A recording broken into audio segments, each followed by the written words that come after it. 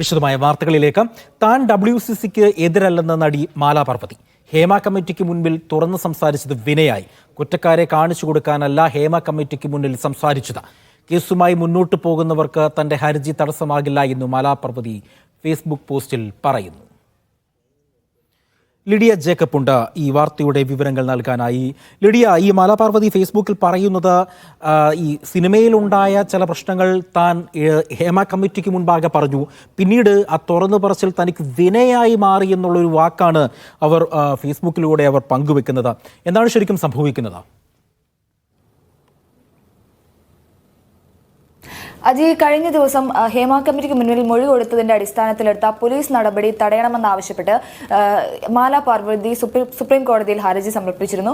അതിനെ WCC വലിയ രീതിയിൽ എതിർക്കുകയും ചെയ്തിരുന്നു. കേസുമായി തനിക്ക് മുന്നോട്ട് പോകാൻ താല്പര്യമില്ല, ഇത്തരത്തിലൊരു ക്രിമിനൽ നടപടി എടുക്കുന്നതിൽ തനിക്ക് താല്പര്യമില്ല, പേഴ്സണലി തനിക്ക് അതിന് ബുദ്ധിമുട്ടുണ്ട് എന്നുള്ള രീതിയിലാണ് തന്നെ അതിൽ നിന്നും ഒഴിവാക്കി തരണം. ഇത്തരം സാക്ഷിമൊഴികൾ കൊടുത്തതിന്റെ അടിസ്ഥാനത്തിൽ തന്നെ ഈ കേസിൽ നിന്നും ക്രിമിനൽ നടപടിയിൽ നിന്നും ഒക്കെ ആ ഒരു ഭാഗത്ത് നിന്നും തന്നെ ഒഴിവാക്കി തരണമെന്ന് ആവശ്യപ്പെട്ടാണ് ഹർജി സമർപ്പിച്ചിരുന്നത്.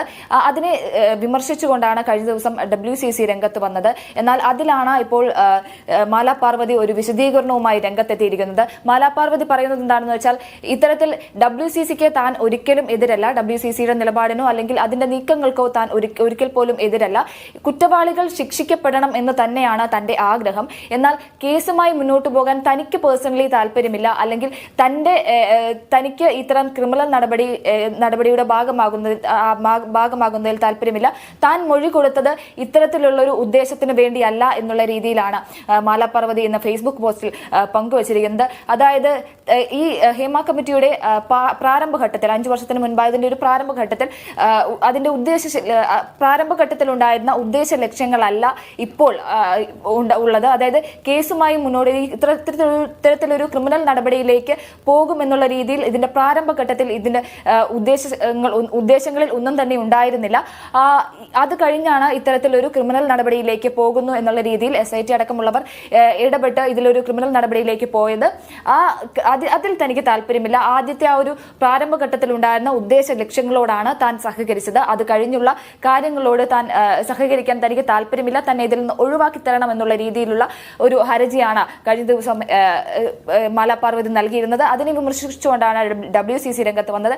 എന്നാൽ ഇപ്പോൾ അതിലൊരു വിശദീകരണം നൽകുന്നത് അത് തന്നെയാണ്. താൻ ഒരിക്കലും WCCക്ക് എതിരല്ല, തന്റെ പേഴ്സണലായിട്ടുള്ള കാര്യങ്ങളാണ് താൻ അതിൽ ഉന്നയിച്ചത്, പേഴ്സണലായിട്ടുള്ള ബുദ്ധിമുട്ടുകളാണ് താൻ ഉന്നയിച്ചത്.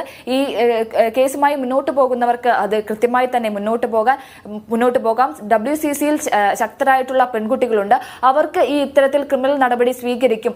ഈ മൊഴി കൊടുത്ത ആളുകൾക്കെതിരെ, അതായത് ഈ ഇതിലുള്ള പ്രതികളായിട്ടുള്ള ആളുകൾക്കെതിരെ ക്രിമിനൽ നടപടി സ്വീകരിക്കുമെന്ന അറിവുണ്ടായിരുന്നിരിക്കാം. അതിനെ തുടർന്നായിരിക്കാം അവർ ഇത്തരത്തിൽ മൊഴി കൊടുത്തതും ഈ ക്രിമിനൽ നടപടിയുമായി മുന്നോട്ട് പോകുന്നതും. പക്ഷേ തനിക്ക് അതിനെപ്പറ്റി യാതൊരു തരത്തിലുള്ള അറിവും ഉണ്ടായിരുന്നില്ല. അതുകൊണ്ടാണ് താൻ ഇത്തരത്തിൽ സുപ്രീം കോടതിയിലേക്ക് ഒരു ഹർജിയുമായി പോയത്. WCC ഇതുമായി മുന്നോട്ട് പോകുന്നുണ്ടെങ്കിൽ WCCക്ക് കൃത്യമായി മുന്നോട്ട് പോകാൻ താൻ ഒരിക്കലും WCCക്ക് എതിരല്ല എന്നുള്ള നിലപാടിലാണ് ഇപ്പോൾ മാലാ പാർവതി ഉള്ളത്. അതാണ് ഫേസ്ബുക്ക് പോസ്റ്റിലൂടെ പങ്കുവച്ചിരിക്കുന്നത്.